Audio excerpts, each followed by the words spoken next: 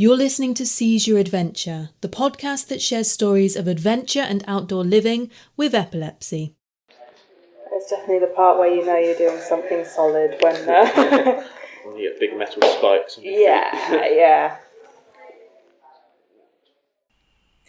Hello adventurers, Fran here, and today's story is a small epic of a tale. It starts on the other side of the world. It includes some dramatic moments and some aspirations achieved. I also had to download a beep sound to censor some swear words in this episode, and you'll soon understand why. This is the story of my first 30 at 30 challenge. This is my ice climbing adventure. As you know, between now and next May, I'm trying out 30 different adventure sports whilst I'm 30 years old. I'm hoping to work closely with the providers of the activities to teach them about the condition, and I want to try and get 87 people affected by epilepsy involved, so that's both people with the condition and their loved ones. I'm doing this to try and encourage more people with epilepsy to get involved in adventure. So why ice climbing? One reason is that I'm trying out some of the sports that contributors to Seize Your Adventure already do. Some of you out there will be familiar with a gentleman called Alex Staniforth. Alex was plagued by adversity and epilepsy as a child and has gone on to do some extraordinary things, including attempting to climb Everest on 2 occasions. The first time he tried was when he was 18 years old, which is quite incredible. So ice climbing is partly inspired by Alex. But there is a backstory to this challenge. The year was 2008. I was 18 years old myself then, and I didn't quite take on Everest, but I did have an adventure of my own, and I spent 4 months in New Zealand. So whilst I was there, I visited Franz Joseph, which is famous for the glacier in the valley there. These days, the effects of climate change can be seen because the glacier has shrunk considerably, and there is no way to walk up to it. But 12 years ago, when I was 18, I hiked up to the glacier, strapped some considerable crampons onto my feet, and spent a morning hiking across the ice. It was the middle of summer, and there was such a contradiction between the sun warming me from above and the ice cooling me from the ground. I remember looking into blue melt holes where the water trickled away like those things where you put a coin in the top and it swirls round and round until it plops down the dark hole in the bottom. I had such fun walking across that glacier, and then that afternoon I had nothing to do. But there was an ice climbing wall in Franz Joseph.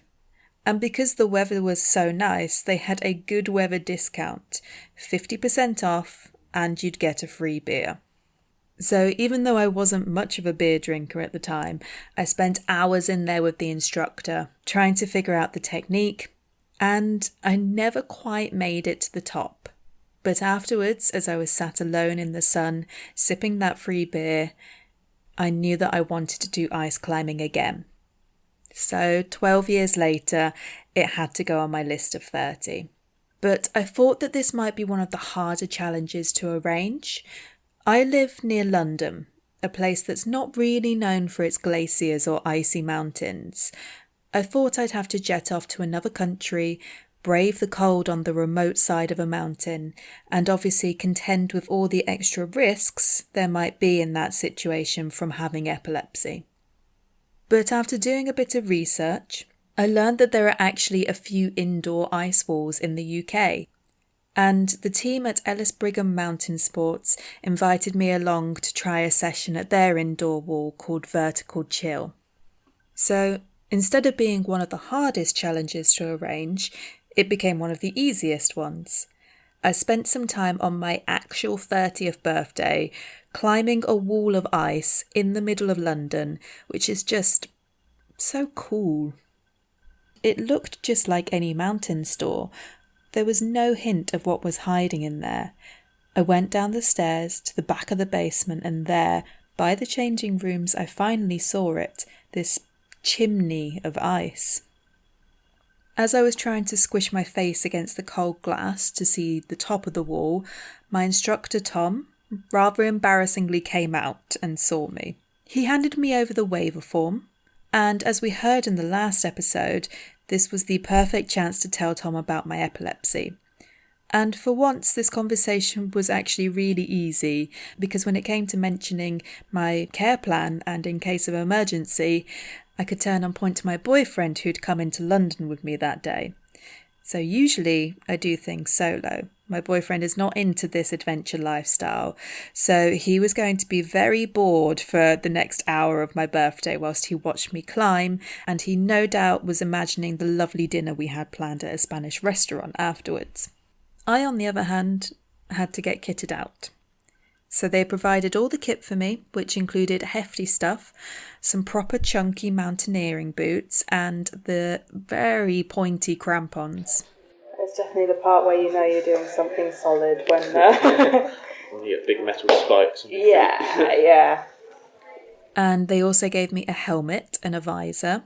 While we're in the war, if you keep the helmet on the whole time we're in there, the helmets have got visors. You don't sort of have to use them if you don't want to, but we sort of recommend that you do use the visors, because when you're hitting into the ice, sort of bits of ice and things off the wall will come out at you. There was a section on the form where you can sign a waiver and refuse to wear the visor, and I soon saw why. The visor was massive. I found it really difficult to look where I was putting my feet, and I kept forgetting it was there and would hit it with the rope. At one point I nearly lost my helmet because I got the visor caught on the rope. It was just a pain, to be honest. But it was a bit of a necessary evil for me because several of my misjudged swings sent a sizable block of ice off the wall. They also gave me some trousers and a lovely down-filled jacket to keep me warm. It's quite cold in there. It's about -5, -6. Once you get climbing, you'll heat up pretty quickly. That noise you can hear now is the fan, which sort of regulates the temperature. Okay. There's nothing to be alarmed about, but it is quite sudden when it comes on. That jacket was where I stored my microphone during the session, so you might hear a few of the crackles and rustles as I hit it against the wall. And I was ready to go. We stepped through the refrigerator door, and Tom talked me through the correct technique for ice climbing.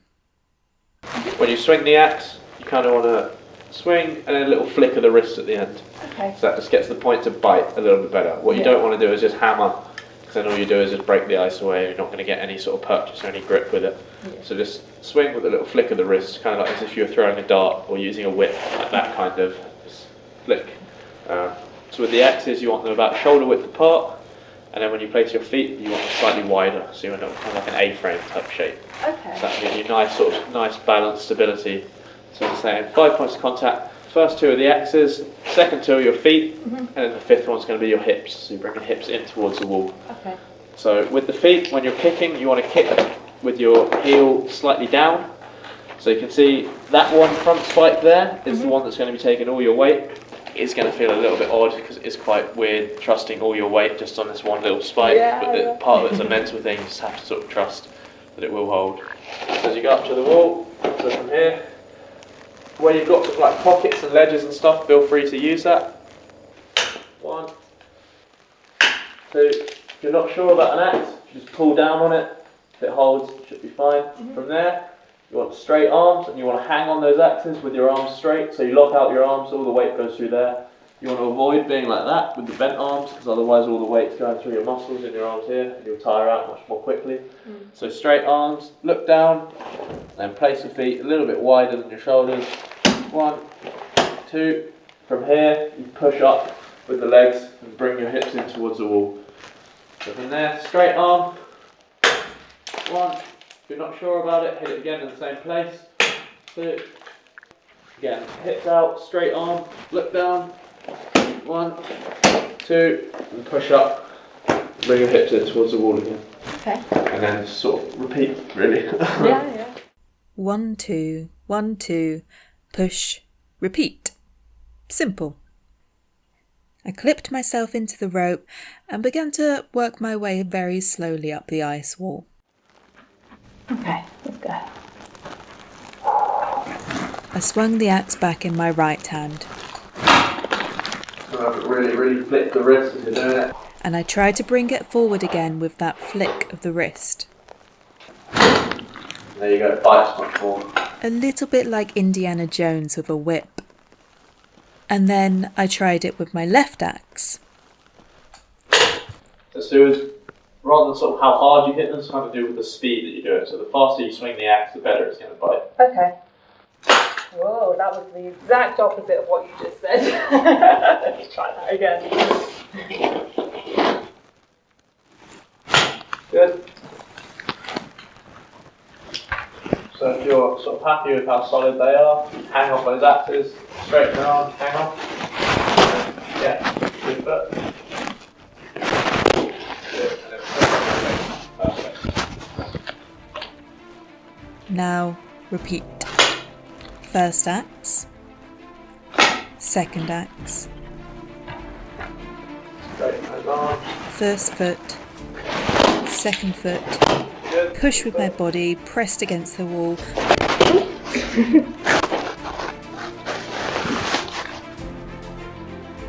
So I did this a couple of times, and then when I was a fair few feet up and started to feel like I was just getting the hang of things, Good. Good foot.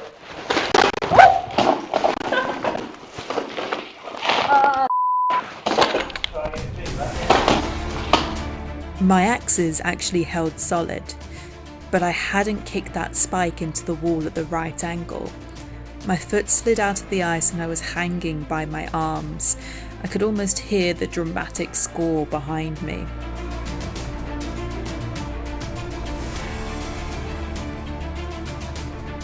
But because of Tom and the rope that he was holding, I was of course completely safe the entire time. I'd like to say that that was the only time I fell off the wall, but I fell off again. Okay.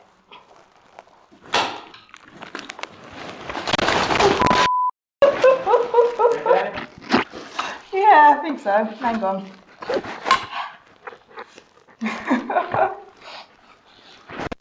Right, let's try that again.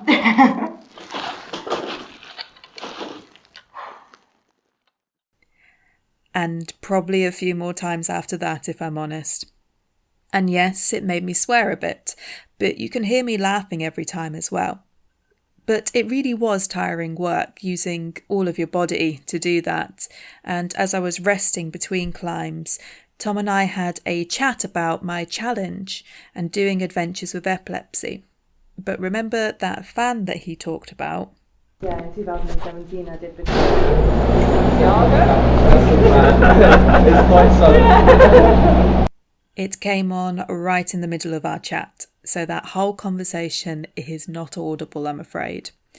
But I can tell you that he asked me some great questions about how I manage my epilepsy, what I would have to consider if I were to go ice climbing outdoors. Tom was super chilled, I didn't intend that pun, about working with me. He asked some really great questions and he was really interested in just sharing his sport and getting more people involved. When I started climbing again after a bit of a break, I was starting to get the swing of the ice axe with a little flick to bite into the wall, and I could trust that they would hold. It was so satisfying when I was starting to get the technique with my feet and legs. I was slowly getting closer to the top of that wall. I could see at the top there was a little bell that I would ring to signal my victory if I got there. But after nearly an hour of climbing, my legs began to cramp up, my arms gave out, and I never made it to the top of that wall again. But even though it was very tiring, and even though I didn't make it to the top, and even though I was really quite bad at it, I still had such fun. And Vertical Chill was absolutely the perfect place for me to try that challenge. It provided a controlled environment to try a sport that becomes a lot more risky when it's out in the field. And even better, it meant that after I'd finished, I could just pop into the changing room and get ready for my nice birthday dinner. I think that the folks in the store were all a bit surprised to suddenly see me walking around in my fancy dress rather than the outdoor gear everybody else was wearing. I can absolutely recommend ice climbing to you. Vertical Chill has indoor ice walls in both London and Manchester. Prices start at £35 for experienced climbers. The Learn to Climb session, which is the one I had, would cost you £60. It lasts for 1 hour, and that includes one-to-one tuition and equipment hire. Ellis Brigham gave me my session for free, which was a really nice birthday present, and it does mean that I could bring you this podcast today. This type of support from places like Vertical Chill, it allows me to open up that conversation about getting epilepsy and adventure, and it allows me to spread some awareness and also try out some of these challenges, not just for fun, although it is obviously fun, but also to try and give you some useful information as well. So obviously Seize Your Adventure is currently the only place that the adventure community and the epilepsy community crosses over. And if you'd like to support me in making sure that we can get more people with epilepsy into adventure in a safe and accessible way, you can support me in a couple of ways. So the first thing is, I really like it when you just share the comments, share the posts, tell me what you think of the episodes, and make sure that I'm doing what you need me to do. And you can actually help me financially as well. So on the seizeyouradventure.com website, you can either make a donation, and that money would come directly to me. It goes towards aspects such as the web hosting, it pays for things like my internet, and it also pays for the time that I spend on making this podcast. Or you can actually purchase some things on the website as well. If you haven't got one of the enamel mugs, then make sure you go and grab one of those, because they are actually running out now. So you should get one quick. If you'd like to join me on another one of my 30 adventures, please head to my personal website, francescaturauskis.co.uk. You can see what the other adventures are, and you can tell me if you're interested in any of them. I really hope that today's episode was exciting, useful, or possibly inspiring to you. Thank you very much for listening, and until next time, safe adventures, everyone.